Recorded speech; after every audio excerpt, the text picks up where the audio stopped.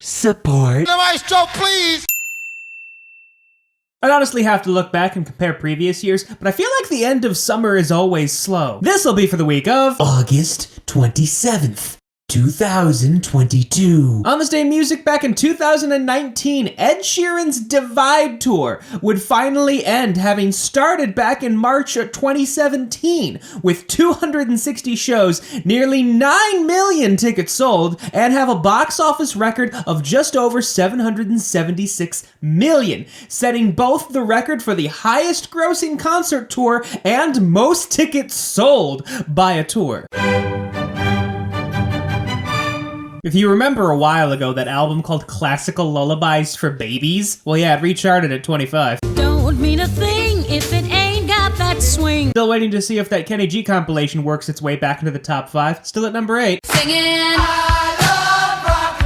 Don't know if I've ever mentioned this, but the top rock albums chart actually only has 25 spots. You'd think it'd have 50 like the R&B and hip-hop chart, given a lot of the albums on here are greatest hits albums, so maybe that's why. It's bigger than hip-hop, hip-hop. I might just give you a bite of the sweetest. Baby, I'm the sweetest. Pussy is the meanest. Hot girl shit, but I'm cold every season. Studio album number 2 from Megan Thee Stallion, and quite the follow-up, I must say. If you're wondering what the name means, Megan Thee Stallion said it herself on Instagram, and I quote, "A chemical released in the brain when forced to deal with painful emotions caused by traumatic events and experiences. See synonyms, self-realization." No more cold Decembers, lonely cold December.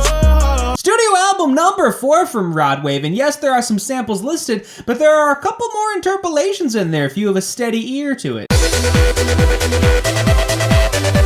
Still surprised we didn't talk about Calvin Harris's Funk Wave Bounces Volume 2 for this chart, especially considering number 1 is still at number 13. And now I need some help from the maestro, please! YoungBoy, they gon' kill you, you better stop dissing them. Tell them niggas, fuck them, man, ain't know that I ain't scared of them. How you talking shit when... If you remember last week when I said he had 3 features on here, they are in order on my go-to. He has Kalani, on Home Ain't Home he has Rod Wave, and on Don't Rate Me he has Quavo. I might just give you a bite of the sweetest. Baby, I'm the sweetest. Pussy is the meanest. Hot girl shit, but I'm cold every season. Curious to see how this does. Good News got up to number 2 and went platinum, and currently Traumazine's only at 4. I don't doubt its ability to go platinum, but it's going up against a lot of heavy hitters right now to get up to number 2.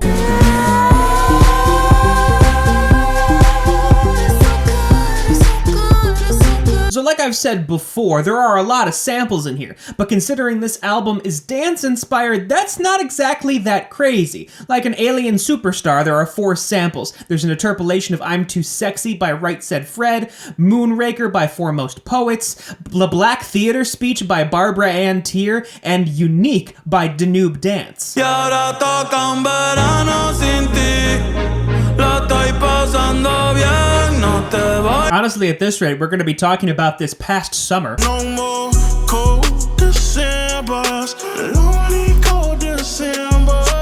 Rod Wave's second number 1 album, last year's Soulfly, also got to number 1. Pray for Love in 2020 got to number 2, and Ghetto Gospel back in 2019 got to number 10. That being said, all 3 of those aforementioned albums did go platinum. At this rate, summer might just finish off with a spark instead of a bang. But hey, we'll see what next week brings. And now I need some help from the maestro, please! Maestro!